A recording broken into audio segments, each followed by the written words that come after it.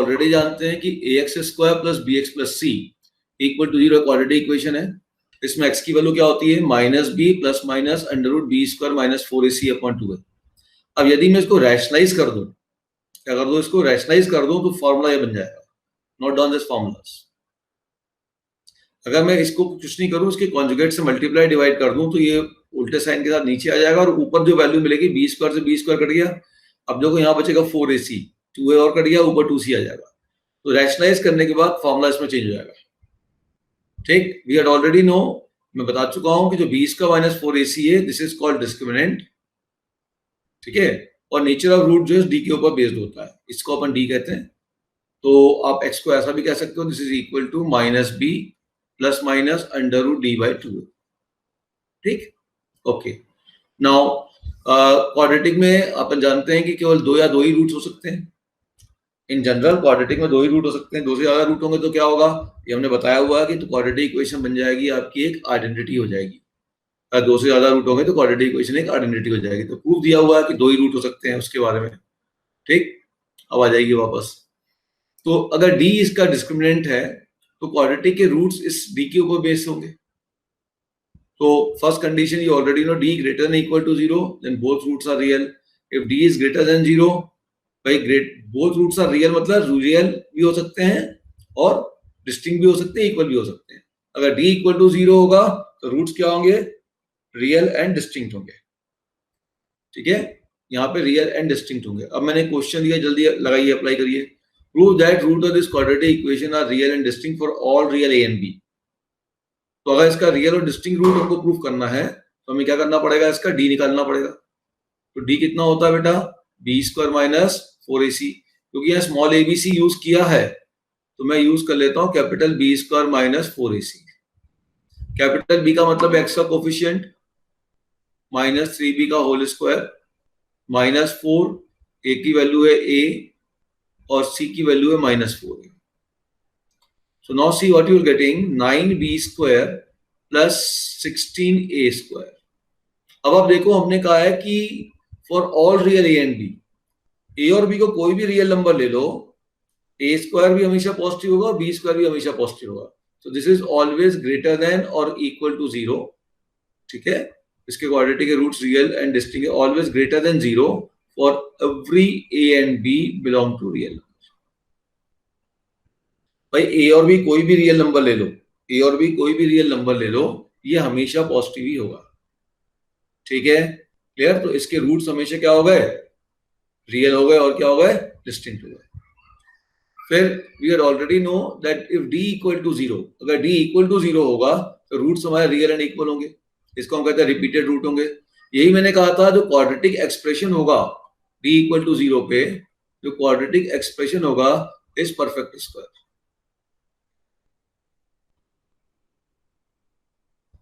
तो अगर d equal to 0 होगा तो हम तीन बात कह सकते हैं। पहली बात, रूट्स रियल एंड इक्वल है। दूसरी बात, रूट्स रिपीटेड हैं। और तीसरी बात हम कह सकते हैं जो क्वाड्रेटिक एक्सप्रेशन होगा वो परफेक्ट स्क्वायर में होगा। तो देखिए, इस क्वेश्चन को अप्लाई करिए, जल्दी सॉल्व करके दीजिए मुझे answer. Find the value of m for with the quadratic equation this is perfect square. ये क्वाड्रेटिक इक्वेशन परफेक्ट स्क्वायर बन जाए, या एक्सप्रेशन भी कह सकता था मैं, इज परफेक्ट स्क्वायर। जो क्या करोगे आप यहाँ पे, सबसे पहले तो अपन देख लें a क्या है, हमें अप्लाई करना है d equal to 0, because quadratic expression perfect square है। It means we have to apply b square minus 4ac equal to 0। What is b? b is here minus 2 1 plus 3m, so minus 2 1 plus 3m का whole square minus 4a, a is 1 plus m into c is 1 plus 8m equal to 0।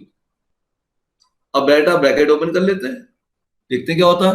Minus 2 का square कर दिया तो 4 हो गया, 4 bracket में इसका whole square कर दो तो 1 प्लस 6m, ठीक है, प्लस 9m स्क्वायर माइनस 4 पे इसका ब्रैकेट ओपन कर दो तो 1 plus 8m plus m plus 9m, और यहां पे हो जाएगा plus 9m square equal to 0। ये 4 तो कॉमन लेके कैंसिल कर दो। अब ब्रैकेट ओपन कर लेते, देखते हैं क्या आ रहा है। ये आ रहा है। सो ये हो गया 1 प्लस 6m और ये प्लस 9m स्क्वायर, यहाँ देखो ये हो गया माइनस 9m स्क्वायर, तो माइनस 9m स्क्वायर भी कैंसिल हो गया, तो यहाँ बचा 1 माइनस 1, ये भी 0 हो गया। यहाँ तो सीधा सीधा 1 से 1 भी कैंसिल हो गया, 9m स्क्वायर भी कैंसिल हो गया, केवल आपके पास माइनस 3m बचा। So minus 3m equal to 0 means m equal to 0। तो ऑप्शन आपका डी है। नाउ इमेजिनरी रूट में आप ऑलरेडी जानते हो कि d लेस देन 0 होगा। अगर d लेस देन 0 होगा तो रूट्स आपके इमेजिनरी होंगे, है ना। और अगर इसके साथ साथ ABC रियल हो जाए, ABC रियल हो जाए, d लेस देन 0 और ABC रियल हो जाए, तो इमेजिनरी रूट कॉन्जुगेट पेयर में आएंगे। तो एक रूट अगर p प्लस आई क्यू होगा तो दूसरा root p minus I Q. ठीक, फिर मैंने ये भी आपको बताया था कि अगर आप 1 का क्यूब रूट निकालोगे, कभी भी x का मान लो इक्वल टू 1 की पावर 1/3, 1 का क्यूब रूट निकालोगे तो इसके एक क्यूब रूट बनेगा 1, एक बनेगा -1 प्लस आई रूट 3/2 जिसको हम नाम देते हैं ओमेगा, और एक बनेगा -1 माइनस आई रूट 3/2 जिसको हम नाम देते हैं ओमेगा स्क्वायर। और यहाँ प्रॉपर्टी क्या बताई थी मैंने कि 1 प्लस ओमेगा स्क्वायर 0 होता है और ओमेगा क्यूब की वैल्यू 1। ध्यान रखना ओमेगा की पावर में 3 का मल्टीपल आ जाएगा तो उसकी वैल्यू हमेशा 1। ठीक, ओके। तो ये बेसिक रिजल्ट्स और आपने को ध्यान रखने, मैंने ऑलरेडी डिस्कस कर लिया था ना बेटा, ये क्वांटिटी ऐसी होती है। ठीक है, चलो अब आप ध्यान दो, prove that both the roots of this equation are imaginary for all real X. तो डी निकालो, find D and see what is happening. Do it fast, D निकालो ना फटाफट। डी क्या होगा, D is B square minus 4ac, so K square minus 4k square into 1, तो क्या minus 3k square, और के स्क्वायर तो हमेशा 0 से बड़ा होगा। ठीक है, ये तो हमेशा पॉजिटिव होगा। क्लियर, तो आपका -3k स्क्वायर क्या हो गया ऑटोमेटिक, तो -3k square always less than 0 हो गया। तो जैसे ही लेस देन 0 हुआ तो रूट्स आर इमेजिनरी। ठीक, ओके, नेक्स्ट आ जाओ। फिर हमने कहा था अगर d ग्रेटर देन 0 है और d परफेक्ट स्क्वायर है तो रूट्स हमारे रैशनल होंगे, रूट्स हमारे रैशनल होंगे इफ ABC आर रैशनल। ठीक है, सो हमने क्वेश्चन दिया है show that the roots of this are rational if p equal to this much. चलिए निकालिए, means you have to show that d of this equation will be perfect square. क्या होगा इसका d हो जाएगा again b square minus 4ac, so p square minus 4q, और p की value हमने दे रखी है k plus q by k, तो p की जगह पुट कर देता हूं। चलो k plus q by k का होल स्क्वायर माइनस 4q है, तो इसका ब्रैकेट ओपन कर दूं, बल्कि मैं ध्यान से देखूं तो ब्रैकेट ओपन करने की जरूरत नहीं है, मैं इसको ऐसा लिख रहा हूं, ध्यान से देखो, k plus q by k का whole square minus 4q upon k into k। अब ये बन गया फॉर्मूला a प्लस बी का होल स्क्वायर माइनस 4ab। देखो ध्यान से, a प्लस बी का whole square minus 4ab, so this will become a minus b का होल स्क्वायर।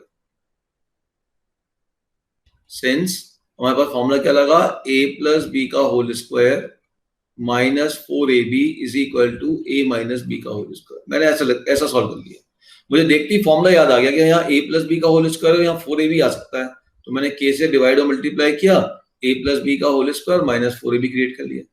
अगर ये स्ट्राइक नहीं करता तो कोई बात नहीं, a प्लस बी का होल स्क्वायर ओपन कर दो, फिर सॉल्व कर दो, तो a माइनस बी का होल स्क्वायर वापस से बन जाएगा। ठीक है, तो जैसे ही परफेक्ट स्क्वायर आ गया, जैसे ही परफेक्ट स्क्वायर आया और p और q सब क्या है, रैशनल है, तो ऑटोमेटिक ये आपके पास रूट्स इसके क्या हो गए, रैशनल हो गए। ठीक है, तो ये तो ऑलरेडी अपन ने लिया हुआ कि अगर d ग्रेटर देन 0 है और d परफेक्ट स्क्वायर नहीं है तो रूट्स आपके इरेशनल होंगे, पहली बात। दूसरी बात, अगर ABC रैशनल होंगे तो रूट्स कॉन्जुगेट पेयर में होंगे। तो ये तो हमने ऑलरेडी प्रूव कर चुके थे पिछली क्लास में कि अगर ABC हमारे ऑड इंटीजर हैं, किसी भी क्वाड्रेटिक में अगर ABC ऑड इंटीजर है तो इसके रूट्स कभी भी रैशनल नहीं होते। Remember this as the standard result. If coefficient of any quadratic are odd integer, coefficient of any quadratic is odd integer, then roots can never be what? Rational. इसको as a standard result याद करिएगा, we had already prove this one earlier, है ना, तो इसलिए इसको पे नहीं जा रहे हैं।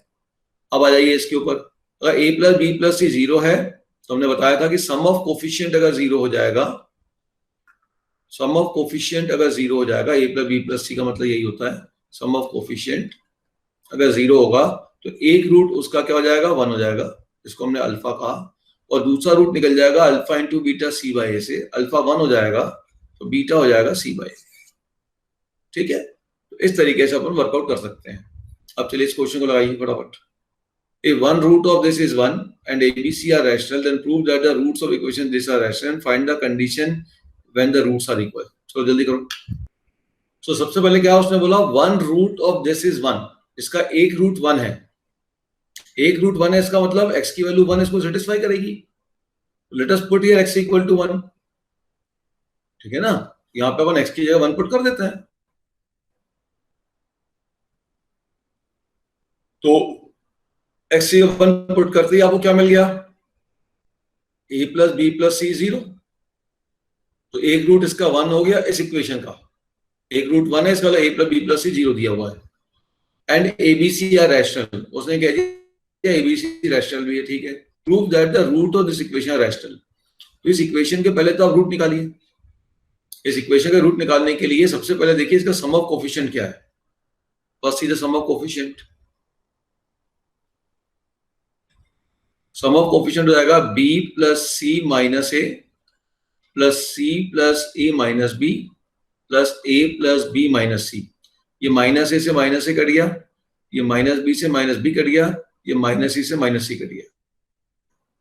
अब बचा क्या तुम्हारे पास, देखो यहाँ b बचा, यहाँ c मिला और यहाँ a मिला, so we are left with a plus b plus c, and what is a plus b plus c, it's already 0, means sum of coefficient is again 0।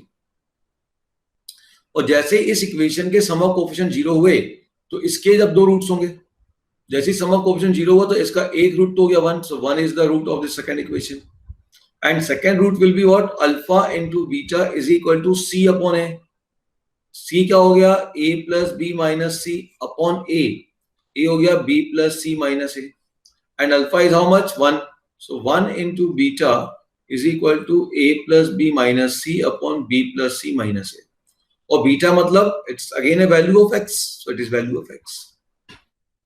तो ये आपका एक रूट हो गया अल्फा और ये एक रूट हो गया बीटा, दोनों ही x की वैल्यू है। अच्छा, अब हमें ये प्रूव करना है कि दोनों रैशनल है, तो 1 तो रैशनल है ही। अच्छा, अगर एबीसी रैशनल है, गिवन है, देखो since abc are rational, abc rational number को बिलोंग करते हैं, और हम जानते हैं दो रैशनल नंबर को सम करने पे भी रिजल्ट रैशनल आएगा, दो रैशनल नंबर को प्लस करूं, मल्टीप्लाई करूं, डिवाइड करूं, स्क्वायर करूं, रिजल्ट रैशनल आएगा। लेकिन दो रैशनल नंबर, एक रैशनल नंबर का रूट लूंगा तो रिजल्ट इरेशनल भी आ सकता है, रैशनल भी आ सकता है। तो अगर आपने रैशनल नंबर को प्लस किया है, माइनस किया है, डिवाइड किया है, स्क्वायर किया है, तो रिजल्ट रैशनल ही आएगा। और यहाँ देखो दूसरे रूट में क्या हो रहा है, एक रूट तो 1 हो ही गया, अल्फा कह लो आप, एक रूट 1 हो गया, दूसरा रूट आपके पास ऑलरेडी है a plus B minus C upon B plus C minus a, abc rational है तो रैशनल नंबर को प्लस माइनस किया तो numerator rational, denominator rational number को प्लस माइनस किया तो डिनोमिनेटर रैशनल, और दो रैशनल को डिवाइड किया तो ये भी रैशनल, तो सेकंड पार्ट भी खत्म हो गया कि रूट्स आर रैशनल। अब हमने अगला क्या बोला, find the condition where roots are equal. देखो यहाँ पे रूट जब इक्वल आ जाएंगे बच्चों, तो आप यहाँ पे d इक्वल टू 0 अप्लाई ना करें, कर सकते हैं ये, लेकिन इस क्वेश्चन में नहीं करेंगे। क्यों? क्योंकि दोनों रूट तो हम निकाल चुके हैं, तो इन्हीं को इक्वल कर दो ना। अगर हमने root alpha beta separately calculate नहीं किया होता तो आप d इक्वल टू 0 बिल्कुल लगाता। अब अल्फा इक्वल टू बीटा कर दीजिए, तो 1 equal to a plus B minus C upon B plus C minus A, cross multiply कर दीजिए, इसको क्रॉस मल्टीप्लाई करो तो b plus C minus A is equal to a plus B minus C, ये plus B और ये plus B cancel हो गया, ये एक तरफ ले आओ तो 2c और इधर ले आओ तो 2a, तो 2c is equal to 2a और c इक्वल टू a, ये कंडीशन है। तो हमने थोड़ा सा क्वेश्चन को हल्का टिल्ट किया था कि भाई आपके पास इसमें की एक रूट हमने 1 दे दिया तो a plus B plus C 0 मिल गया, इसका जैसे सम ऑफ रूट निकाला तो वो a plus B plus C मिल गया, और a plus B plus C 0 already आ चुका है तो a plus B plus C 0 हो चुका है। अब जैसे ही सम ऑफ कोफिशिएंट 0 मिला तो एक रूट 1 हो गया, दूसरा रूट अल्फा इंटू बीटा सी बाय, और ये रैशनल नंबर का प्लस माइनस कर रहा हूँ, इंटू डिवीजन कर रहा हूँ, रैशनल ही आएगा, तो रूट रैशनल होगा। अब रूट इक्वल है तो आपको यहाँ d इक्वल टू 0 नहीं लगाना। क्यों? क्योंकि आप रूट निकाल चुके हैं, तो रूट को इक्वेट कर दीजिए, सिंपल। हमने कहा था कि अगर किसी भी क्वाड्रेटिक इक्वेशन के मैक्सिमम दो रूट होते हैं, क्वाड्रेटिक इक्वेशन के मैक्सिमम दो रूट होते हैं, अगर क्वाड्रेटिक इक्वेशन में दो से ज्यादा रूट अगर उसको सेटिस्फाई करते हैं तो इसका मतलब वो क्वाड्रेटिक इक्वेशन अब आइडेंटिटी बन जाती है, और जैसी वो आइडेंटिटी बनेगी तो ऑल रियल नंबर उसके रूट हो जाएंगे, और ये उस समय पॉसिबल होगा जब क्वाड्रेटिक के सभी coefficient a b c simultaneously zero होंगे। तो किसी भी क्वाड्रेटिक में अगर ये कह दे कि उसके दो से ज्यादा रूट सेटिस्फाई कर रहे हैं, या इसके तीन रूट हैं, या इसके ऑल रियल नंबर रूट हैं, तो आप सीधा यूज करिए a equal to b equal to c equal to zero, और ये तीनों जीरो एक साथ होना चाहिए, ये ध्यान रखिएगा। a equal to zero and है ये, b equal to zero and c equal to zero, तीनों जीरो एक साथ होने चाहिए, मतलब कोई एक ही x की ऐसी वैल्यू होनी चाहिए जो तीनों को एक साथ जीरो बना। x की वैल्यू एक से ज्यादा भी हो सकती है, लेकिन जो भी वैल्यूज होंगी वो तीनों को एक साथ जीरो बनाएंगी। ऐसा नहीं हो सकता दो जीरो बन गए एक जीरो नहीं बना किसी x के लिए, तो उसे हम एक्चुअल में x की वैल्यू कंसिडर नहीं करेंगे, ठीक है, या जो भी अननोन होगा हम उसकी वैल्यू कंसिडर नहीं करेंगे। तो हमें क्या ध्यान रखना है कि कोई भी क्वाड्रेटिक इक्वेशन में अगर दो या दो से ज्यादा अगर रूट सेटिस्फाई करते हैं तो वो एक आइडेंटिटी बनती है, और ऑल रियल नंबर उसके रूट होते हैं, और a equal to b equal to c equal to zero case होता है, ठीक है। चलिए क्वेश्चन लगाइए। If this equation has more than two roots find the value of k।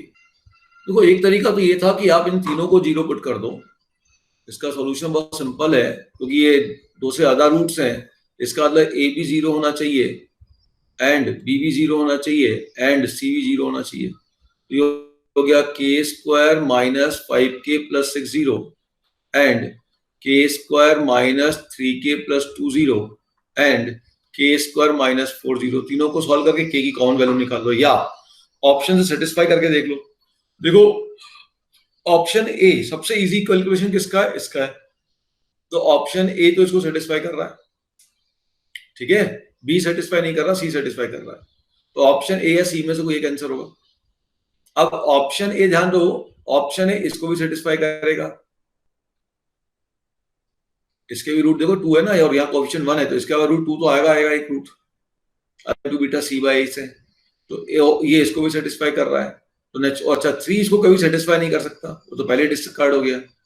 तो अब आप इसको सेटिस्फाई करके देख लो, तो गया 2 स्क्वायर 4 और 6 प्लस 2 0, 2 सेटिस्फाई कर रहा है। -2 नहीं कर सकता सेटिस्फाई, क्योंकि इसको प्लस बना देगा, तो ऑप्शन ए हो गया। सॉल्व करने की जगह हमने ऑप्शन को सेटिस्फाई करके देख लिया, ठीक है। ये छोटी छोटी चीजें हैं जो अपने को ध्यान देना है कि कौन सी चीज क्वेश्चन में जल्दी हो जाएगी। सेटिस्फाई जल्दी हो रहा है, सेटिस्फाई कर लीजिए, लेकिन थोड़ा ध्यान पूर्वक क्लेवरली सेटिस्फाई करना है। 2 किसको कर रहा है, 3 नहीं कर रहा, तो 3 तो पहले कैंसिल हो गया। -2 भी कर रहा है, अब 2 को इसको सेटिस्फाई करके देखो, इसको तो 2 सेटिस्फाई कर रहा है, -2 नहीं करेगा, क्योंकि माइनस और माइनस क्या बन जाएगा, प्लस, तो 0 कभी नहीं होगा, तो ऑप्शन ए करेक्ट। इसको और सेटिस्फाई करना, और सेटिस्फाई करके देख लो, तो 2 स्क्वायर कितना हो गया आपके पास, 4 प्लस 6 10 -5 इंटू 2 10, ये भी सेटिस्फाई हो गया, ऑप्शन ए करेक्ट। तो पूरा सॉल्व करने की बजाय, रूट्स निकालने की बजाय आप ऑप्शन को सेटिस्फाई भी कर सकते हैं, ठीक है, क्लियर। चलिए अब आ जाइए इस क्वेश्चन पे। If a equal to 1 and b and c are integer, very important point. मान लो किसी भी क्वाड्रेटिक में एक्स स्क्वायर का कोफिशिएंट a1 है और b और c उसके इंटीजर्स हैं, और d perfect square of integer है। d क्या है, परफेक्ट स्क्वायर है किसका, इंटीजर का, तो रूट्स मस्ट बी इंटीजर। तो 3 चीजें ध्यान रखनी है। पहला चीज, एक्स स्क्वायर का कोफिशिएंट 1 होना चाहिए, दूसरी चीज b और c इंटीजर होने चाहिए, और तीसरी d perfect square of integer होना चाहिए, तो ही रूट्स उसके इंटीजर होंगे। इंपॉर्टेंट पॉइंट है ये, ठीक है। इस पे एक क्वेश्चन भी अपन ने लिया था, एक और क्वेश्चन मैंने दिया है कुछ उसी टाइप का, लेकिन कैलकुलेशन अलग हो जाएगा थोड़ा बहुत। Find all integral value of a, आपको a की सभी इंटीग्रल वैल्यू निकालनी है, ठीक है, such that the quadratic expression this can be factored as this. को इंटीग्रल वैल्यू निकालनी है इस प्रकार की, इस क्वाड्रेटिक एक्सप्रेशन को इस तरीके से फैक्टर किया जा सकता है। फैक्टर इस तरीके से किया जा सकता है, उसका मतलब पहली बात जो a निकालना है वो एक इंटीजर होना चाहिए, पहली चीज, और इस क्वाड्रेटिक एक्सप्रेशन को हम कह रहे हैं ऐसा फैक्टर कर सकता हूं,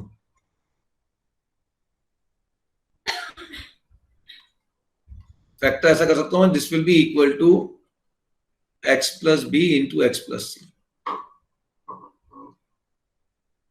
ये question. Then where b and c are integer. ठीक है, तो आपको a की सभी इंटीग्रल वैल्यू निकालनी है। तो अगर क्वाड्रेटिक एक्सप्रेशन को ऐसा फैक्टर कर सकता हूं, सुनना ध्यान से, quadratic expression can be factorize like this. Quadratic expression को अगर ऐसा फैक्टर कर सकता हूं, इसका मतलब इस क्वाड्रेटिक इक्वेशन के, सुन लो ध्यान से, ये जो क्वाड्रेटिक इक्वेशन है x प्लस ए और x plus 1991 plus 1 equal to 0 के रूट्स कैसे होंगे, कोई बताएगा? भाई इसके अगर दो फैक्टर हैं, ध्यान से सुनो, किसी भी एक्सप्रेशन के अगर दो फैक्टर है तो नेचुरल सी बात है x equal to minus b और x equal to minus c इसके रूट्स हैं। यही कह रहा हूं ना, अगर इसके ये फैक्टर है, इसका मतलब इस इक्वेशन के ये रूट्स हैं, तो इसके रूट्स होगा x equal to minus B and x equal to minus C. अच्छा b और c क्या है? b और c तो इंटीजर है, b और c तो इंटीजर है, तो इसका मतलब जो रूट्स हैं वो क्या है? इंटीजर है। कैलकुलेशन तो ऑलरेडी अपने पिछली क्लास में किया था। Find all integral value of a, जो a निकालना है वो भी एक इंटीजर होना चाहिए, सच दैट क्वाड्रेटिक एक्सप्रेशन, ये जो क्वाड्रेटिक एक्सप्रेशन है इसको हम इस फॉर्म में फैक्टराइज कर सकते हैं, where b and c are integer. तो अगर हम इस क्वाड्रेटिक एक्सप्रेशन को इस फॉर्म में फैक्टराइज कर सकते हैं, तो इसका मतलब मैं साफ कह रहा हूं कि x प्लस बी अगर इसका फैक्टर है तो x equal to minus b इसका रूट है। अरे भाई यही होगा ना, मान लीजिए आपने कहा कि x square minus 4x plus 3 है, तो इसके फैक्टर बन गए x माइनस 1 और x माइनस 3। तो अगर x माइनस 1 x माइनस 3 इस क्वाड्रेटिक के फैक्टर हैं, तो मैं कह सकता हूं ना कि x इक्वल टू 1 और 3 इसके रूट्स हैं। हाँ या ना? तो यही बात तो मैं यहां भी कह रहा हूं कि अगर ये क्वाड्रेटिक के ये फैक्टर्स हैं, तो मैं कह सकता हूं कि क्वाड्रेटिक इक्वेशन के, इस क्वाड्रेटिक इक्वेशन के ये क्या हो गए? रूट्स हो गए, माइनस बी और minus c. Is this clear to everybody now? अरे भाई मैं इसको अगर ऐसा लिख दूं तो क्या दिक्कत है? देखो, x square minus 4x plus 3, इसके फैक्टर क्या है? x minus x minus 3। तो क्या मैं कह सकता हूं इसके रूट्स 1 और 3 है? वही तो कर रहा हूं यहां पर। अरे बच्चे, इस क्वाड्रेटिक के फैक्टर ये है या नहीं है? इस क्वाड्रेटिक एक्सप्रेशन के फैक्टर है, एक्सप्रेशन है, ध्यान देना, ये क्वाड्रेटिक एक्सप्रेशन के फैक्टर है, इस क्वाड्रेटिक इक्वेशन के रूट 1 और 3 तो है। तो यही बात उसने यहाँ पे कही है। पढ़ लो फिर से क्वेश्चन ध्यान से। क्वेश्चन की मीनिंग समझना इंपॉर्टेंट है स्टार्टिंग में, वो समझ में आ गया, फिर कैलकुलेशन तो अपन ऑलरेडी एक क्वेश्चन कर चुके हैं पिछली क्लास। तो यही तो कह रहा बेटा, quadratic expression can be factorize, मतलब इस क्वाड्रेटिक एक्सप्रेशन के ये फैक्टर्स हैं, जैसा ये लिखा, तो इस क्वाड्रेटिक इक्वेशन के रूट्स क्या हो गए? ऑटोमेटिक 1 और 3 हो जाएंगे, फैक्टरी तो रूट बन जाएंगे। तो इस क्वाड्रेटिक एक्सप्रेशन के अगर ये फैक्टर है, तो इस क्वाड्रेटिक इक्वेशन के रूट्स क्या हो जाएंगे? x equal to minus B and x equal to minus C. अच्छा b और c क्या दिया है? b और c तो इंटीजर है, तो इसका मतलब x की वैल्यू भी इंटीजर है और ये वाली x की वैल्यू भी इंटीजर है, इसका रूट्स इंटीजर है। ठीक है, क्लियर? तो हम एक प्रकार से घूम फिर के ये कह रहे हैं कि आपको x इंटीजर है। अब इसमें क्या क्या आपको मालूम चल गया, देखिए इसमें हमको ये मालूम चल गया कि x इंटीजर है, a भी इंटीजर है, ये हमको मालूम चल चुका है कि इसमें x भी इंटीजर और a भी इंटीजर है। और हम कह रहे हैं अब इस इक्वेशन, ये इक्वेशन अगर इक्वल टू 0 तो आपको a की वैल्यू निकालनी है। तो हम यहाँ पे ये कह सकते हैं, ध्यान से देखिए, कि ये क्वाड्रेटिक, अब हमको रूट्स मालूम है कि रूट्स इसके इंटीजर है, ये हमको मालूम चल चुका है, इसके रूट्स इंटीजर है और एक ही इंटीग्रल वैल्यू निकालनी है। तो अब क्वेश्चन को देखिए कैसे सॉल्व करना। एक तो तरीका ये हो गया कि अपन ये लगा लें कि साहब इस पॉइंट ऑफ व्यू को यूज कर लें। चलो लिखता हूं यहाँ पे। तो आपका रिजल्ट हो गया x plus a into x plus 1991 plus 1 equal to 0 has integral roots. ये क्वेश्चन है। अब अगर ये इंटीग्रल रूट है तो ए की वैल्यू 1 होनी चाहिए, एक्स स्क्वायर का कोएफिशिएंट तो 1 है, बी और सी इंटीजर होने चाहिए, ठीक है, तो ये सभी इंटीजर, ये भी इंटीजर, ये भी इंटीजर है, वो भी कोई दिक्कत नहीं है। अब D perfect square of integer होना चाहिए, इसका डी निकाल लो, परफेक्ट स्क्वायर ऑफ इंटीजर होना चाहिए, है ना। एक तरीका तो ये है। दूसरा तरीका जो मैंने एक आपको बताया था वो ध्यान से देखो, एक्स इंटीजर है और ए की इंटीजर वैल्यू निकालनी है, तो ए भी इंटीजर है तो ये भी इंटीजर हो गया, पूरा ब्रैकेट इंटीजर हो गया। एक्स इंटीजर है क्योंकि रूट इंटीजर है, और 1991 भी इंटीजर है तो ये भी इंटीजर हो गया। दो इंटीजर का प्रोडक्ट +1 = 0। तो अब मैं इसको ऐसा लिख रहा हूं, x + a इंटू एक्स + 1991 = -1। अब थोड़ा रीजनिंग को समझिए, लेफ्ट हैंड साइड में दो इंटीजर का प्रोडक्ट आया, लेफ्ट हैंड साइड में दो इंटीजर का प्रोडक्ट आया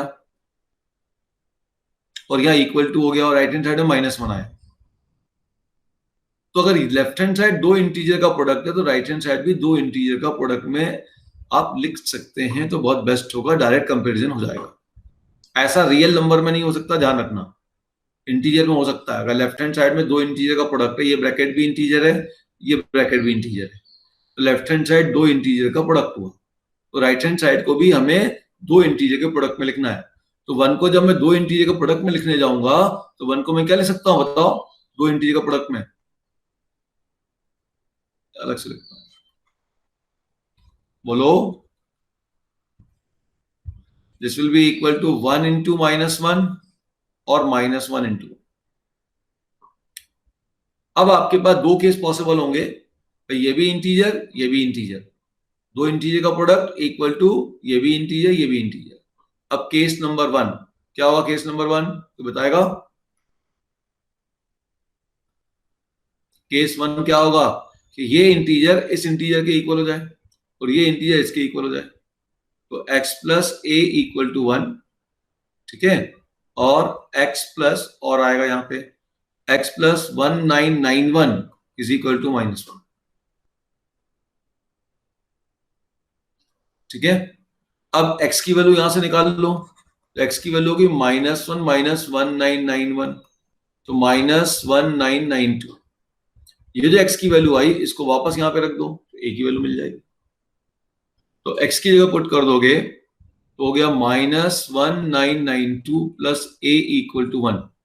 तो अब क्या बनेगा देखो ध्यान से, तो a की वैल्यू कितनी हो गई, a की वैल्यू हो गई 1 + 1992, ध्यान से देखो a की वैल्यू 1 + 1 तो 1993, ये एक a की वैल्यू आई। ऐसा एक और केस बनेगा आपका, ये मिटा दे रहा हूं मैं यहां।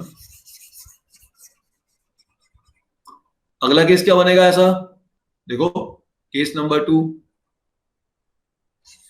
केस नंबर 2 जब ये -1 और 1 होगा तो x + a = -1, x + 1991 = 1। अब इसको उधर भेज दो, तो x की वैल्यू हो जाएगी 1 - 1991, तो -1990। अब इसको यहां पुट कर दो, तो -1990 + a = -1, उधर भेजो तो a = 1990 -1, तो हो गया 1989। ये दो इसके आंसर है। फाइंड डी, डी तो आंसर दे देगा ना आपको। What is D, D is here b² - 4ac -7 का होल स्क्वायर -4 2 × 4, ठीक है, तो हो जाएगा ये 49 - 32, 49 - 32 कितना हुआ, तो डी परफेक्ट स्क्वायर का है, रैशनल के लिए परफेक्ट स्क्वायर चाहिए, तो D is not a perfect square.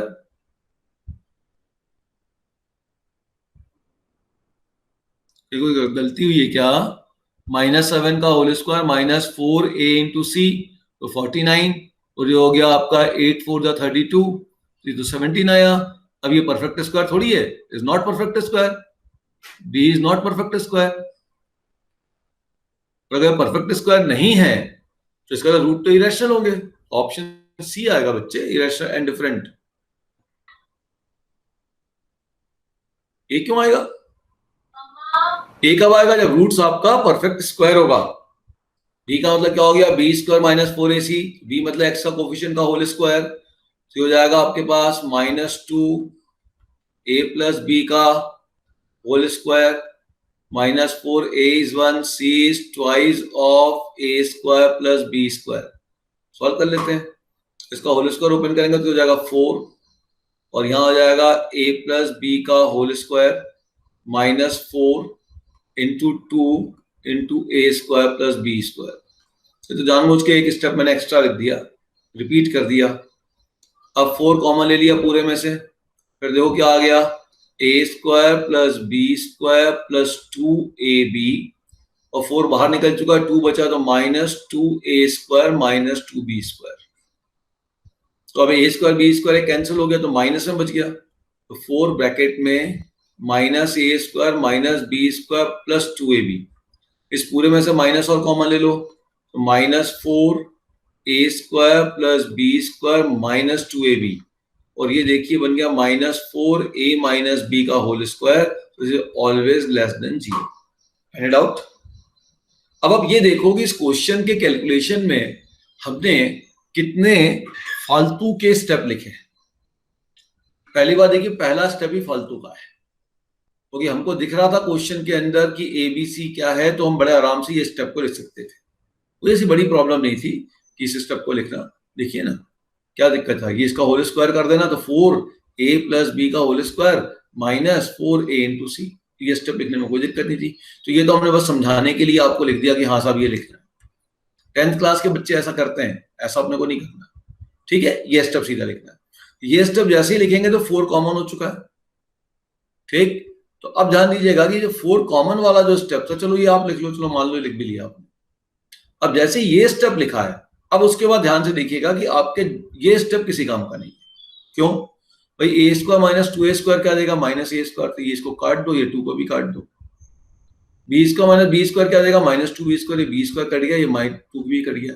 अब क्या बचा? -a square minus B square plus 2ab, minus common ले लो, तो ये स्टेप का कोई मतलब नहीं रहा। देखो ये स्टेप ऑटोमेटिक यहाँ क्रिएट हो गया। देखिए कैसे लिखना है, कैसे उस चीज को सीखना है, ये हैबिट डालनी है आपको। ठीक है, अब इसमें से माइनस कॉमन निकाल लो, तो ये स्टेप आ गया। अच्छा, अब बच्चा बोले माइनस कॉमन लेने वाला भी स्टेप क्यों लिखूं? बिल्कुल जरूरत नहीं है। माइनस कॉमन जैसे ही बाहर निकालोगे तो ये स्टेप क्या हो जाएगा? प्लस, ये हो जाएगा प्लस, ये हो जाएगा माइनस, तो हो गया काम खत्म। A square plus B square minus 2ab, A minus B का होल स्क्वायर। दोनों स्टेप की जरूरत नहीं है। तो आपको बस एक स्टेप लिखना, 2 स्टेप लिखना, सीधे यहां पहुंचना। कैसे क्वेश्चन आपका 1 मिनट में नहीं आएगा, 40 सेकंड में नहीं आएगा, 30 सेकंड में नहीं आएगा।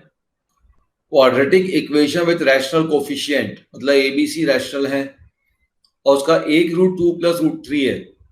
अब जानते हो कोफिशिएंट रैशनल और एक रूट 2 प्लस रूट 3 है, दूसरा रूट क्या होना चाहिए? If d is greater than 0 and d is not a perfect square, then roots are irrational. If ABC are rational, means coefficients are rational, then one root is m plus root n, implies other root is m minus root n. किसी भी quadratic में अगर coefficient rational है, किसी भी quadratic में अगर coefficient rational है और एक root m plus root n के फॉर्म का है, तो दूसरा रूट ऑटोमेटिक उसका कॉन्जुगेट होगा। ठीक है, तो ये कॉन्सेप्ट पर ये क्वेश्चन छोटा सा दे दिया कि भाई ये बेसिक कॉन्सेप्ट आपको याद हुआ कि नहीं हुआ, इस पे दे दिया हमने। क्या है कॉन्सेप्ट आपका? Quadratic equation with rational coefficient. ठीक है, बिल्कुल सही कंडीशन दे दी उसने। whose one root is 2 plus root 3. So what is the other root? Other root is 2 minus root 3. So form the quadratic equation. क्या होती quadratic equation? x square minus sum of the root into x plus product of the root equal to 0. Alpha कितना है? 2 plus root 3. तो beta कितना होगा? 2 minus root 3. So what is alpha plus beta? Let's add it. So it will become 4. So alpha plus beta तो हो गया बच्चे 4. What is alpha into beta? Multiply it.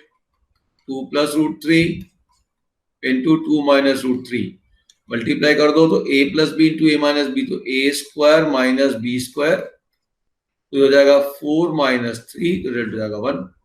तो पुट कर दो, तो x square minus 4x plus 1 equal to 0. ठीक, तो ऑप्शन कौन सा हो गया? ए हो गया। ठीक है, बिल्कुल सिंपल सिंपल कॉन्सेप्ट का क्वेश्चन है। चलिए अगला क्वेश्चन, बहुत ध्यान से सॉल्व करना है इस क्वेश्चन को। Let a is greater than 0, b is greater than 0, c is greater than 0, मतलब a b c are positive, then the both the roots of this equation are real and negative, have negative real part, are rational number, none of these. What about that? सबसे पहले देखो हम nature के लिए d निकालते हैं। d निकाल के देखो d क्या मिल रहा है? d तो मिल गया b स्क्वायर माइनस 4ac। क्या आप इसके पॉजिटिव नेगेटिव पे कमेंट कर सकते हो? एबीसी पॉजिटिव हो जाने से ये तो हो नहीं सकता कि बी स्क्वायर 4ac से बड़ा है, तो मैं इसके पॉजिटिव नेगेटिव पे कुछ भी कमेंट नहीं कर सकता।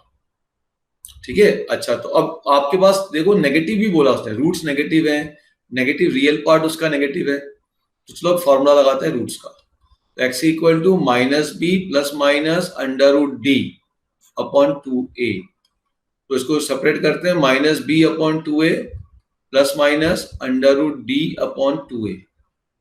ठीक है, तो क्लियर दिख रहा है कि ये इसका d जो बी स्क्वायर माइनस 4ac है, ये क्या होगा मुझे नहीं मालूम, ये क्या होगा मुझे नहीं मालूम। हो सकता है अगर d पॉजिटिव हो जाए तो ये आपके पास जो है d पॉजिटिव हो जाए तो ये आपके रियल रूट हो जाएंगे।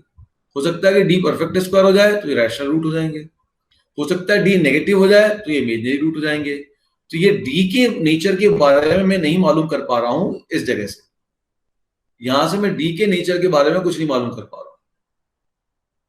ठीक, क्योंकि ये मुझे मालूम नहीं चल रहा कि पॉजिटिव है कि नेगेटिव है कि क्या है, आई कांट डिसाइड इट। हाँ, लेकिन अब इसके बारे में देखता हूं, इसका क्या मैं डिसीजन ले सकता था? बी भी पॉजिटिव है और ए भी पॉजिटिव है, बी पॉजिटिव है, ए पॉजिटिव है, 2 पॉजिटिव है, तो नेचुरली ये पार्ट नेगेटिव है, तो ये नेगेटिव पार्ट हो गया।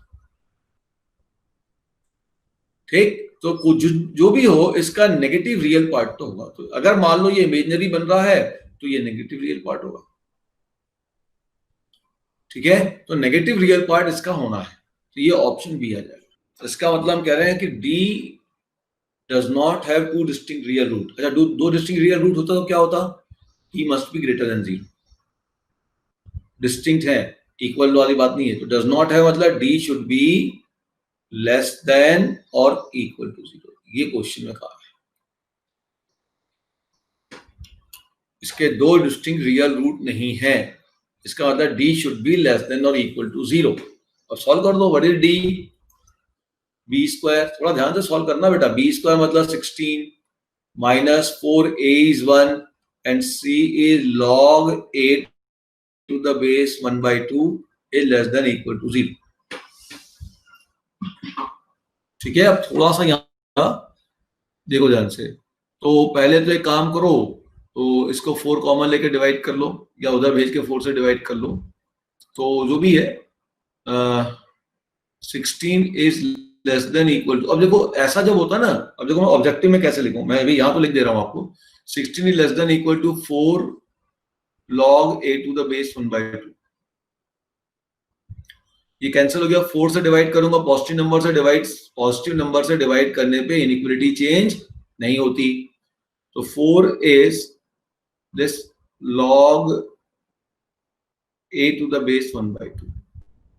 अब इसको लिख दूंगा log a to the base 1/2 is greater than equal to 4। अब ध्यान दीजिएगा, ये जो log जिसका बेस 1/2 होता है, 2 प्रकार के log के ग्राफ होते हैं। एक log का ग्राफ ऐसा होता है,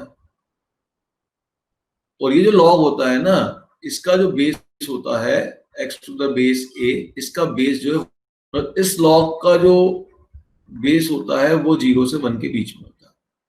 मैं ग्राफ क्यों बता रहा हूं, अभी बताता हूं। ये ग्राफ क्लियर दिख रहा है, ये इंक्रीजिंग फंक्शन, इंक्रीजिंग मतलब x की वैल्यू बढ़ने पे y की वैल्यू बढ़ रही है, और ये डिक्रीजिंग फंक्शन है। अब मैं जो कह रहा हूं उसको ध्यान से सुनिए।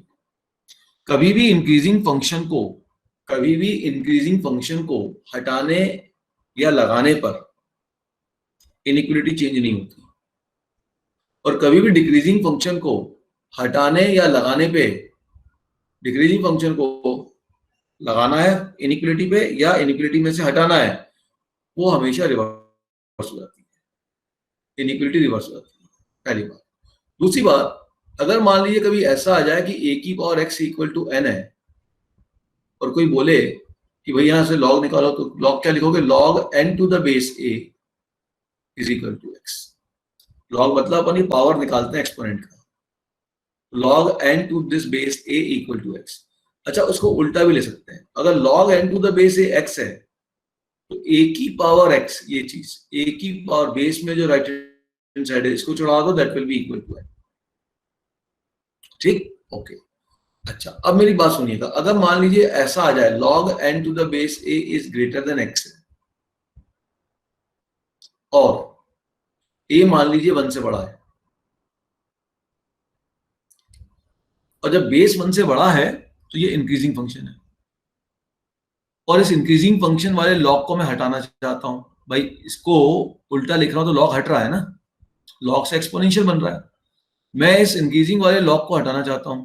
जैसी लॉग को हटाऊंगा, लेकिन मैं कह चुका हूं कि इंक्रीजिंग फंक्शन को हटाने पे इनइक्वलिटी चेंज नहीं होती, तो अब जैसे लॉग को हटाऊंगा तो प्रोसीजर तो ये बनेगा, ये तो आएगा, लेकिन इनइक्वलिटी चेंज नहीं होगी। तो इस बेस की पावर में कौन चढ़ेगा? x चढ़ेगा, तो n should greater than a की पावर x। अगर बेस आपका 0 से 1 के बीच में हो जाए, इस केस में क्या होगा? जब बेस 0 से 1 के बीच में होगा तो उस केस में ये जो फंक्शन होगा ये आपका डिक्रीजिंग होगा, और डिक्रीजिंग फंक्शन का लॉग हटाना चाहता हूं, तो इस लॉग को हटाने पे इनइक्वलिटी चेंज हो जाएगी क्योंकि डिक्रीजिंग है। अच्छा, कैलकुलेशन क्या होगा? बेस की पावर में राइट हैंड साइड को रेज करना है, तो बेस तो a है, राइट हैंड साइड x है, तो आपके पास आएगा n is less then a की पावर x। ये जो मैंने बगल में जो कैलकुलेशन ये लिखवाया तुमको, ये तुम्हें समझ में आ गया? इसको दिमाग में बिठाइए, अगर पहली बार आप पढ़ सुन रहे हैं तो, है ना। और हो सकता है मैंने आपको अगर लॉग का आपने वीडियो देखा हो तो उसमें ये चीज मैंने बताई भी होगी, और नहीं भी बताई है तो आप इस तरीके से इस बात को दिमाग में बिठा लीजिए। लॉग का अगर बेस 1 से बड़ा होता है तो उसका ग्राफ इस प्रकार का बनता है, इंक्रीजिंग ग्राफ होता है। ये 0.1,0 होता है, ये भी 0.1,0। लॉग का बेस अगर मान लीजिए 0 से 1 के बीच में होता है, नेगेटिव तो हो नहीं सकता, 1 हो नहीं सकता बेस, तो फंक्शन डिक्रीजिंग होता है। a की पावर x से log निकालने का मतलब है पावर x निकालना, इसको लिखते हैं log n to the base a equal to x। log को हटाने का मतलब है बेस की पावर में राइट हैंड साइड को चढ़ा देना, बेस की पावर में राइट हैंड साइड को रेज कर देना, a की power x equal to n। अब यदि मान लो बीच में इक्वलिटी की जगह इनइक्वलिटी आ गई तो दो केस बनेंगे। अगर बेस 1 से बड़ा है तो ग्राफ इंक्रीजिंग होगा, और इंक्रीजिंग लॉग को हटाने पे इनइक्वलिटी में कोई चेंजेस नहीं होगा। अगर बेस 0 से 1 के बीच में है तो ग्राफ इसका डिक्रीजिंग है, और डिक्रीजिंग लॉग को हटाने पे इनइक्वलिटी रिवर्स हो जाएगी। आप तो ये याद कर लो, बेस 1 से बड़ा तो लॉग हटाने पे इनइक्वलिटी में कोई चेंजेस नहीं, बेस 0 से 1 के बीच में लॉग हटाने पे इनइक्वलिटी रिवर्स हो जाती है। बस इतनी बात आप दिमाग में रख लीजिए, इन सब की आपको अभी जरूरत नहीं, लेकिन मैंने पूरा कॉन्सेप्ट बता दिया इंक्रीजिंग डिक्रीजिंग से। ठीक है, क्लियर? अच्छा, अब ये बेस बताओ 1/2 कैसा है, इसका बेस क्या है? ये तो 1/2 है, और ये तो 0 से 1 के बीच में आ गया। अब जैसे ही बेस 0 से 1 के बीच में आया तो एंटी लॉग लेने पे इनइक्वलिटी क्या होगी? सेम रहेगी कि चेंज होगी? जल्दी बता दीजिए मुझे। इनइक्वलिटी सेम रहेगी, चेंज हो जाएगी, तो ए आपके पास हो जाएगी इनइक्वलिटी। बोलो क्या करूंगा? अच्छा, बेस की पावर में राइट हैंड साइड रेज करूंगा, तो 1/2 की पावर 4 तो रेज करूंगा, उसमें कोई डाउट नहीं है। अब मुझे ये बता दीजिए इनइक्वलिटी ग्रेटर रहेगी कि लेस होगी? सेम होगी, चेंज होगी? एस या सी? सेम तो एस, चेंज तो सी। जल्दी भेजिए। क्या सीखा हमने? हमने ये सीखा कि अगर लॉग का बेस, लॉग की बात कर लें, केवल लॉग की, अगर लॉग का बेस 0 से 1 के बीच में होगा और हम उसमें लॉग को हटाना चाहते हैं, तो हटाने का प्रोसीजर तो सिंपल है, बेस की पावर में राइट हैंड साइड को चढ़ा दो, तो इसमें करना ही है। बेस अगर 0 से 1 के बीच में होगा तो लॉग हटाने के लिए हम एंटी लॉग लेंगे, ठीक है। इनइक्वलिटी हमारी क्या होगी? रिवर्स हो जाएगी, क्योंकि बेस 0 से 1 के बीच में है। और अगर बेस 1 से बड़ा होगा तो इनइक्वलिटी हमारी लॉग हटाने पे चेंज नहीं होगी। तो यहाँ पे क्योंकि बेस 1/2 था, ये लेस देन 0 था, 0 से 1 के बीच में था, बेस आपका किसके बीच में आ गया, बेस आपका 0 से 1 के बीच में आ गया। तो जैसे 0 से 1 के बीच में गया तो एंटी लॉग लेने पर 1/2 की पावर में तो राइट हैंड साइड चढ़ेगा ही चलेगा, a की पावर में x तो आएगा, वो तो लिख दिया, और यहाँ a बचेगा। अभी जो ग्रेटर देन था वो क्या हो जाएगा, लेस देन। तो a is less than equal to 1/16। तो अब a की मैक्सिमम वैल्यू, a सबसे ज्यादा क्या वैल्यू ले सकता है, 1/16 ले सकता है। तो ऑप्शन बी करेक्ट। डी निकाल लिया सबने, all of you had find D. बताओ डी की वैल्यू क्या आई आपकी, डी मतलब b² माइनस 4ac, तो 4a प्लस 1 का whole square minus 4a plus 1 into c a minus 2, इसको डी हमने कहा है ना, रूट्स रियल डिस्टिंक्ट है तो डी तो निकालना पड़ेगा। देखो पूरे में से 4 कॉमन ले लिया, अब इस यहां से 4 कॉमन लिया, क्या कॉमन मिला बेटा, a², ठीक है, प्लस 2a प्लस 1, ठीक है, ये पहला ब्रैकेट, माइनस 4 बाहर निकाल लिया, माइनस दूसरा bracket a² plus a minus 2a minus a minus 2, ये आ गया, ठीक। और ये तो बहुत सिंपल हो गया, इसमें कुछ बचा ही नहीं, क्वाड्रेटिक की जरूरत ही नहीं पड़ रही। 4 इंटू, अब यहाँ ब्रैकेट ओपन करूंगा तो देखो a² से a² कट गया, 2a माइनस हो गया प्लस हो गया 3a, और ये हो गया 1, और ये हो गया प्लस 2 प्लस 3, तो हो जाएगा 12 इंटू a प्लस 1। कोई जरूरत ही नहीं पड़ी इस क्वेश्चन में इनइक्वलिटी की, ठीक। अब केस ए के लिए करो, फिर भी मैं इनइक्वलिटी कैलकुलेशन सिखा दूंगा। अभी तो पहले देखो इसको, ये तो सिंपल हो गया, has 2 distinct root. Distinct root का मतलब, what is the meaning of distinct root, that d must be greater than distinct root greater than 0। तो d की वैल्यू तो ये आ चुकी है, तो 12 into a plus 1 should be greater than 0। तो 12 तो पॉजिटिव नंबर है, पॉजिटिव नंबर से डिवाइड करने पे इनइक्वलिटी चेंज नहीं होती, तो a plus 1 is greater than 0। तो यहां से ऑब्वियस हो गया कि a should be greater then minus, और सिंपल। दूसरा केस इसका बन गया बी केस, यहां समझाओ बी केस क्या बना, नो रूट्स। नो रूट का मतलब, नो रूट, रूट ही नहीं है, इसका मतलब इमेजिनरी रूट। नो रूट का मतलब इमेजिनरी रूट।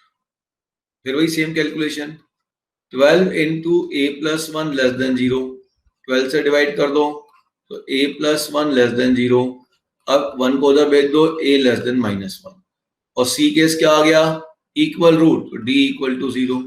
तो ये तो ऑब्वियस हो जाएगा a इक्वल टू माइनस 1।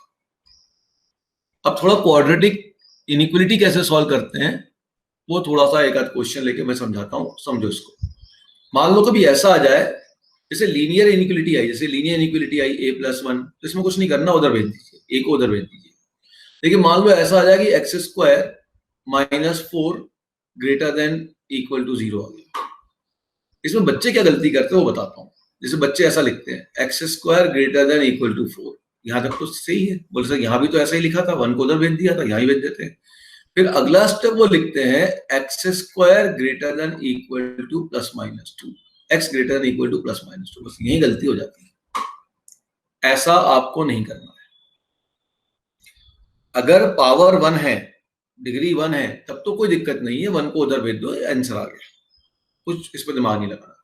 लेकिन जैसे ही डिग्री 2, 3, 4 या कुछ और आ जाती है, या डिग्री 1 भी है, ऊपर नीचे भी आ जाता है, x minus 1 upon x plus 1 ऐसा आ जाता है, तो आपको इस तरीके के कैलकुलेशन नहीं करने, गलत है, ये करना ही नहीं है, दिस इज रॉन्ग। तो क्या करना है, अब तरीका समझो। इस इनइक्वलिटी को इक्वेशन नंबर 1 मार्क करो। अब इसको इक्वल टू 0 पुट करो। इक्वल टू 0 क्यों पुट कर रहे हैं, जिससे रूट्स मिल जाए कि कहां कहां 0 होता है। तो x की वैल्यू हो गई x² इक्वल टू 4, x की वैल्यू हो गई प्लस माइनस 2, ये इसके रूट्स बन गए। अब ये जो रूट्स बने हैं इनको रियल नंबर लाइन पे प्लॉट करो। जब भी क्वेश्चन में x की डिग्री 2, 3 हो या रैशनल इनइक्वलिटी हो, ऊपर भी x नीचे भी x, प्रोसीजर यही यूज होगा। तो पहले इसमें छोटी वैल्यू मार्क करो -2, फिर बड़ी वैल्यू मार्क करो +2। पहले राइट हैंड साइड को 0 बनाओ, सब चीज को लेफ्ट में लाओ, लेफ्ट हैंड साइड को 0 को के इक्वल पुट करके x की वैल्यू निकालो, ये रूट्स हो जाएंगे, उन रूट्स को मार्क करो, मतलब -2 और 2 पे ये लेफ्ट हैंड साइड 0 हो जाएगा। अब इसके अगल बगल ही पॉजिटिव नेगेटिव होगा। अब 2 से बड़ी एक वैल्यू ले लो, 2 से बड़ी वैल्यू 3 ले लो, 3 यहाँ पुट करो, 3 पुट करोगे तो 9 - 4 पॉजिटिव वैल्यू देगा। इसके बीच की एक वैल्यू ले लो, 0, 0 या 1 ले लो, यहाँ पुट करो, नेगेटिव वैल्यू मिलेगी। देखो ध्यान से, यही वैल्यू आ रही होगी, इधर पॉजिटिव आ रही है, इधर नेगेटिव आ रही है। -2 से कम वैल्यू -3 पुट करो तो -3 का होल स्क्वायर, ये पॉजिटिव वैल्यू देगी। अब हमारे पास ये पूरा रिजल्ट क्या था? पॉजिटिव था। तो पॉजिटिव कब था? जब x की value less than equal to -2 और जब x की value greater than equal to 2। ये है ना पॉजिटिव। ये जो पूरा जो ब्रैकेट था, ये जो डब्बा है, ये ब्रैकेट, इसकी वैल्यू क्या चाहिए? पॉजिटिव चाहिए। और ये साइन इसी की तो वैल्यू का है, 2 से बड़ी वैल्यू 3 रखी तो इसी की तो वैल्यू निकली। इसकी वैल्यू क्या निकली? 5 +5 निकली, तो प्लस लिखाया, 5 नहीं लिखा। कुछ और पुट करूंगा तो कुछ और वैल्यू निकलेगी, लेकिन सब पॉजिटिव ही निकलेगी। हमें ये बॉक्स क्या चाहिए? हमें ये box greater than equal to 0 चाहिए, और ये बॉक्स के साइन है, तो बॉक्स पॉजिटिव चाहिए। तो पॉजिटिव कहाँ है? यहाँ और यहाँ। किस x की वैल्यू के लिए पॉजिटिव है? जब 2 से बड़ा x। और यहाँ का पॉजिटिव है जब x 2 से छोटा, तो x less than -2, x greater than 2। तो यहाँ पे x बिलोंग कर जाएगा close open interval -∞ to -2 closed union 2 to ∞। This is the way to solve a sign scheme. समझ गए? अब याद आ गया होगा।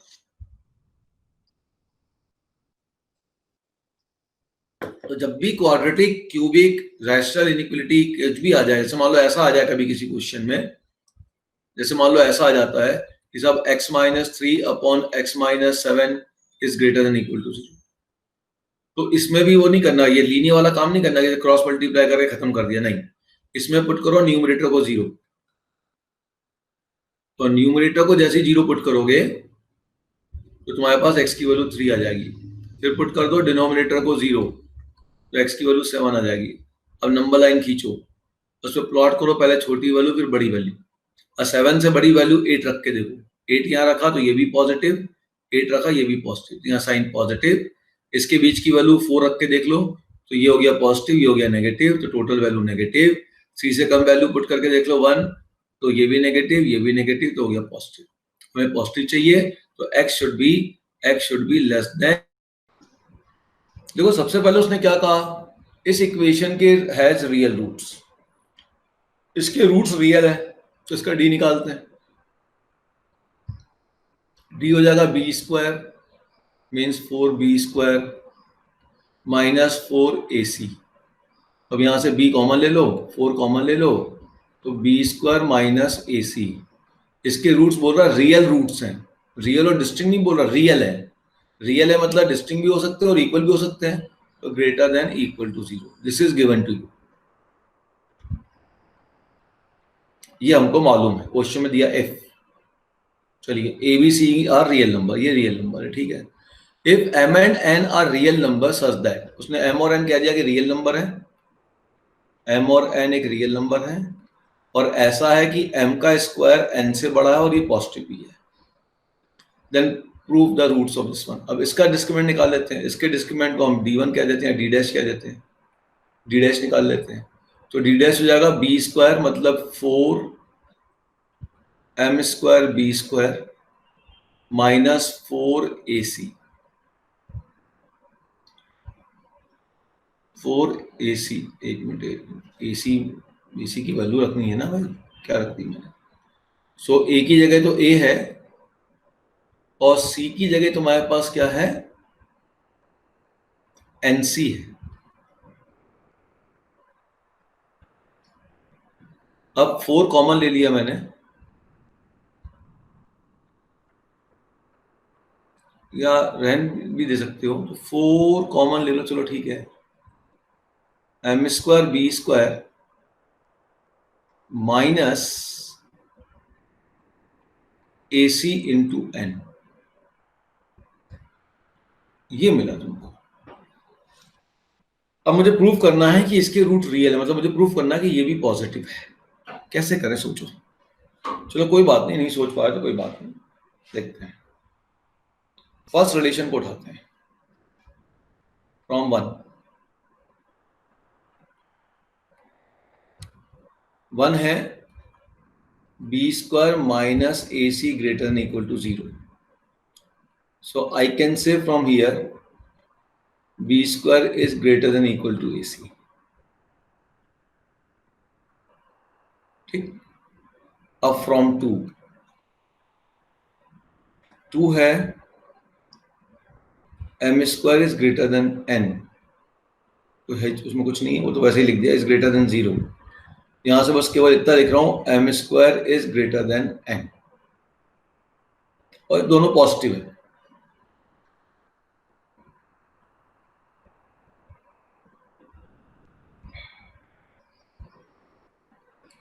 इसको मान लो मैंने फोर्थ कह दिया, इसको मान लो मैंने फिफ्थ कह दिया.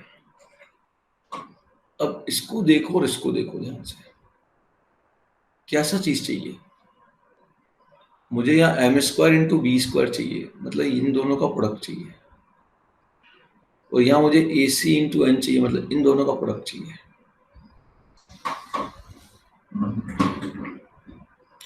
अब यहां पे लगी इनइक्वलिटी की बेसिक प्रॉपर्टी, तो बताएगा कौन सी लग रही प्रॉपर्टी?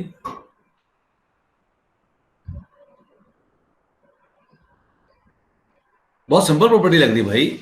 देखो, अगर A1 बड़ा है B1 से और A2 भी बड़ा है B2 से, तो दो प्रॉपर्टी पॉसिबल होती है. यहां पे ध्यान रखना कि A1 प्लस A2 भी बड़ा होगा B1 प्लस B2 से. प्लस में होती है, सब्ट्रैक्शन में कोई प्रॉपर्टी नहीं होती. A1 माइनस A2 बड़ा होगा B1 माइनस B2 से, ऐसा नहीं कह सकता, लेकिन प्लस में डेफिनेटली कह सकता हूं. दूसरा प्रॉपर्टी ये होता है कि भाई A1 इंटू A2, इन दोनों का प्रोडक्ट भी बड़ा होगा B1 इंटू B2 से. You take any two number, this will be result is always true. आप ले लो 5 ग्रेटर देन 3, है ना, 7 ग्रेटर देन 4, करके देख लो. ठीक है. तो अगर A1 B1 से बड़ा है और A2 B2 से बड़ा है, तो इन दोनों का लेफ्ट हैंड साइड का सम भी राइट हैंड साइड के सम से बड़ा होगा, लेफ्ट हैंड साइड का प्रोडक्ट भी राइट हैंड साइड के प्रोडक्ट से बड़ा होगा. इसी पर ये क्वेश्चन बेस्ड है. यहाँ देखो m square into b square, मतलब इनका प्रोडक्ट चाहिए, इनका प्रोडक्ट चाहिए. ये अगर इससे बड़ा, ये और इससे बड़ा, तो बाय दिस प्रॉपर्टी, इस प्रॉपर्टी के यूज से अब मैं कह सकता हूं कि फ्रॉम 4 and 5 इन दोनों का product b square into m square, this must be greater than equal to, हो सकता है अगर जीरो हो जाए तो कोई दिक्कत नहीं, greater than equal to what a C into n. और इसको लेफ्ट हैंड साइड में ले जाऊं तो b square M square minus A c n is greater than equal to 0. अब अगर इस रिजल्ट को मैं यूज करता हूं तो अब मैं कह सकता हूं फ्रॉम 7, यही लिख दो ना, now from 7 D dash is equal to 4 times of B square M square minus A C into N which is greater than equal to 0. और जैसे डी डैश आपका ग्रेटर देन इक्वल टू 0 हो गया, अब तो बहुत क्लियर हो गया कि रूट्स इसके रियल होंगे. ये प्रूफ हो गया. ठीक, नोट डाउन करिए. एक छोटा सा कॉन्सेप्ट इनइक्वलिटी का फिर इस क्वेश्चन में आ गया कि A1 अगर B1 से बड़ा है, A2 और B2 से बड़ा है, दोनों ट्रू हैं, ये दोनों ट्रू हैं, बीच में चाहो तो एंड लगा सकते हो आप कि बीच में एंड आ गया भाई, ये दोनों ट्रू हैं, तो इन दोनों का लेफ्ट हैंड साइड का सम राइट हैंड साइड के सम से बड़ा होगा, लेफ्ट हैंड साइड का प्रोडक्ट राइट हैंड साइड के प्रोडक्ट से बड़ा होगा. इसके डिफरेंस के बारे में कुछ नहीं कहा जा सकता. देखो ध्यान से देखो, इस क्वेश्चन को अगर आप एलसीएम लेके सॉल्व करोगे तो फंस जाओगे. ओके, क्लियर समझ में आ रहा है कि एलसीएम भी उल्टा सीधा होना और ये बहुत ज्यादा मल्टीप्लिकेशन में चीजें चली जाएंगी. इस क्वेश्चन को सॉल्व करने के लिए सिंपल वेरिफिकेशन बहुत है. ये आप एक्स स्क्वायर को एक तरफ ले आओ, फैक्टर थ्योरम लगा लो, जो भी कहना है. तो मैं यहाँ पे काम कर रहा हूं, मैं सीधा वेरीफाई कर रहा हूं, मैं पुट कर रहा हूं एक्स की जगह A. Let us put X equal to A. X equal to A put करने पर, ठीक है, हमें देखना है कि ये जो पूरा एक्सप्रेशन है वो जीरो है या नहीं. मान लो इस एक्सप्रेशन को मैं कैपिटल एफ एक्स कह देता हूं. एक काम करो, इस एक्सप्रेशन को मैं कैपिटल एफ एक्स कह रहा हूं। Capital F x is equal to ये है a square x minus b x minus C upon a minus b into a minus c plus B square x minus a x minus C upon b minus c into b minus A plus c square x minus a x minus b upon c minus a into c minus b minus x square. क्या कर रहा हूं ध्यान से देखो, मैं इस तरफ ले आया और इस पूरे एफ एक्स को मैंने कहा ये इक्वल टू 0। मैंने अब इसको इक्वेशन के फॉर्म में लिख दिया। अगर x की कोई वैल्यू रखने पर, अगर x की जगह कुछ नंबर रखने पर, मान लो 1 रखा या a रखा, b कुछ भी रखा, a रख दिया, b रख दिया, 2 रख दिया, ऐसे कुछ नंबर रखने पे अगर f ऑफ a 0 मिल जाए तो by factor theorem I can say that x equal to that number is the root. फिर से कॉन्सेप्ट समझना। मान लो कैपिटल एफ एक्स आपके पास, वही अपना पुराना सिंपल एग्जांपल, प्यारा प्यारा एग्जांपल। कौन सा प्यारा एग्जांपल? ये x square minus 4x plus 3 है। अगर 0 है तो f की जगह अगर 1 रखने पर अगर ये पूरा 0 हो जाता है तो 1 माइनस 4 प्लस 3 0 हो जाता है। तो व्हाट आई कैन से, f of 1 is 0, f of 1 is 0, it means x minus 1 is factor, or I can also say x equal to 1 is the root। है ना, ये ना फैक्टर थ्योरम। अगर मान लीजिए एफ एक्स इक्वल टू कोई expression है, एक्सप्रेशन कितने भी डिग्री को, उससे मुझे कोई दिक्कत नहीं होती है। 10th क्लास में करा होगा, क्वाड्रेटिक का भी सॉल्व किया है, क्यूबिक का भी सॉल्व किया है, 4 डिग्री का भी सॉल्व किया आप लोगों ने 10th क्लास में। तो अगर इस एक्सप्रेशन में मैं एक्स की 1 पुट कर दूं और ये 0 बन जाए तो I will say that x equal to 1 is the root. और अगर 0 के इक्वल नहीं होगा तो I will say that x equal to 1 is the zeros of this expression. भाई इक्वल टू 0 तो रूट कहूंगा और इक्वल टू 0 नहीं तो उसको 0 कह दूंगा। This is the factor theorem. अब मैं उसको अप्लाई कर रहा हूं, इसको लेफ्ट हैंड साइड में ले गया, इस पूरे को एफ मान लिया। अब मैं एक्स से कुछ वैल्यू पुट करना चाहता हूं। एक्स की कुछ वैल्यू रखने पे यदि आपको एफ ऑफ ए 0 मिल जाए, let us put x equal to a, not see what is f of a। अब ध्यान देना, मैं जो काम की एक्सप्रेशन है वही लिखूंगा, f ऑफ a। ध्यान देखना, a माइनस बी, a रख रहा हूं, a minus B, a minus C cut गया, भूल जाओ। यहाँ पे देखो f ऑफ a, ठीक है, तो यहाँ क्या बचा, a स्क्वायर बचा। f ऑफ a, x की a रखा तो ये बन गया 0, x की a रखा तो ये बन गया 0, x की a रखा तो ये बन गया माइनस a स्क्वायर। तो f of a equal to a square minus a square which is equal to 0।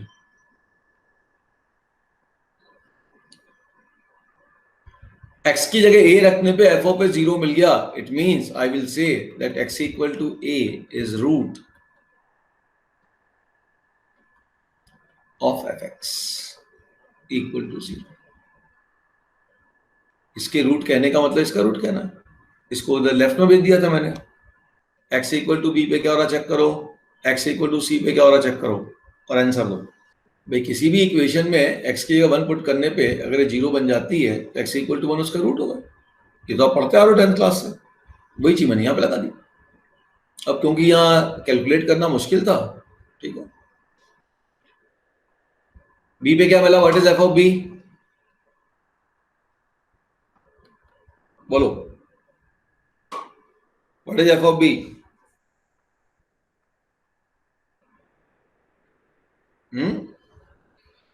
अरे रखो ना b, x की b रखो तो b माइनस बी 0, b रखो तो b माइनस a, ये रहा नीचे b माइनस a कट गया, b माइनस c ये कट गया, केवल बचा b square into 1 plus x की b रखो यहाँ पे तो b माइनस बी 0 तो 0, यहाँ पर x की b रखो minus B square, summation is 0। वैसे ही x इक्वल टू c निकाल लो तो f of c is also 0। It means x equal to a b c are roots of capital f x। Any doubt to anybody? यहां तक सबको clear है? तो हमने फर्स्ट पार्ट सॉल्व कर दिया, फाइंड द रूट्स। तो इसके रूट्स हमारे आ गए ABC। फैक्टर थ्योरम यूज किया क्योंकि एलसीएम लेके कैलकुलेशन बहुत लंबा जा रहा था, तो आप ध्यान रखिए रूट निकालने का आपके पास मैंने एक और तरीका दे दिया है ना। ये सब्जेक्टिव में भी कर सकते हो, ऐसे स्कूल में ऐसे क्वेश्चन तो आते ही नहीं है, टॉपिक ही नहीं है तो तुम्हारा गायब कर रखा है स्कूल में, इतना इंपॉर्टेंट टॉपिक। अच्छा, अब ये रूट्स हो गया, ये तो बात हमने प्रूफ कर ली। क्या ये क्लियर है सभी को? प्रत्युषा को डाउट है? पिछले साल पढ़ा था ना डिग्री कैसे निकालते हैं किसी पोलिनोमियल की। व्हाट इज डिग्री ऑफ एफ(x)? डिग्री क्या होगी बताओ? अब थोड़े क्वेश्चन को टैकल करने के आइडियाज तो आपको धीरे धीरे सीखने होंगे ना। एक साथ एंड में सीख रहे हो तो फिर तुम लोग उतना उसको डाइजेस्ट नहीं कर पा रहे हो, तो इसलिए ठीक है साहब, बीच बीच में सीखो। क्या डिग्री होगी बताओ? ए तो कांस्टेंट है, ये सब भी कांस्टेंट है, यहाँ मल्टीप्लाई करो कितनी degree I? X square, highest power x square. यहाँ भी देखो ये सब कांस्टेंट है, एक्स स्क्वायर, यहाँ भी एक्स स्क्वायर और ये भी एक्स स्क्वायर। तो पूरे एफ की जो डिग्री है वो देखो एक्स स्क्वायर है। Degree of F is 2। इसका मतलब ये जो एफ है इस क्वाड्रेटिक है, that is F is quadratic equation.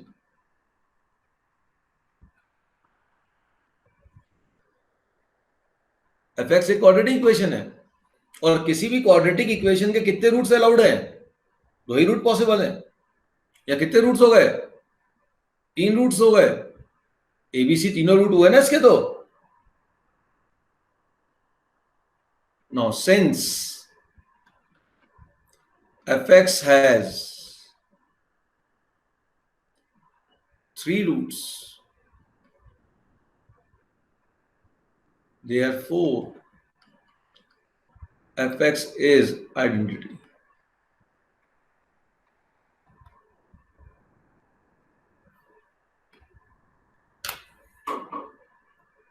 It is clear?